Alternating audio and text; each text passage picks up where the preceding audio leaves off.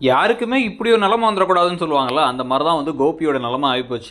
அந்த பக்கமும் இல்லாமல் இந்த பக்கமும் இல்லாமல் கடைசியில் வந்து எங்கேயும் இல்லாமல் போக்கடம் இல்லாமல் தனிமையின் உச்சத்தில் இருக்க ஆரம்பிச்சிட்டார் இப்போ அவர். அவரை பார்த்தா பரிதாபப்படுறதா இல்லை இதெல்லாம் உனக்கு தேவைதான்ப்பா, ஏற்கனவே நீ பண்ண காரியத்துக்கெல்லாம் தேவைதான்ப்பான்னு நினைக்கிறதாங்கிறது தெரியல.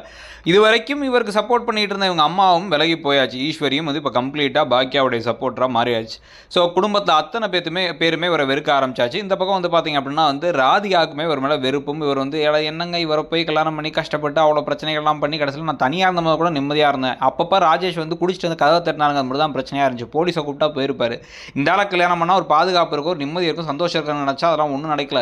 அந்த வீட்டை பார்த்துக்கிட்டே ஒரு உட்காந்துருக்காது, எட்டி பார்த்துக்கிட்டே அப்படின்ட்டு கடுப்பாய் தான் வந்து என்ன சொல்லிட்டாங்க அப்படின்னா, டிவோர்ஸ் வாங்கிட்டு கிளம்பி போயிட்டே இரு, இதுக்கப்புறம் என் வாழ்க்கையில் நான் பார்த்துக்கிறேன், என் வாழ்க்கையை நான் பார்த்துக்கிறேன், நீ அவ்வளோ கஷ்டப்பட்டுலாம் என் கூட இருக்க வேணாங்கிறாங்க. ஏன்னா என்ன முடிவெடுக்க போகிறார் இவர்? திருப்பி வந்து பாக்கியா காலில் விழ போகிறாரா இல்லை ராதியா காலிலே விழ போகிறாரா கோபிங்கிறத பார்க்கலாம். இல்லை நடுத்தருக்கு போக போகிறான்னு நினைக்கிறீங்களாங்கிறத சொல்லுங்கள்.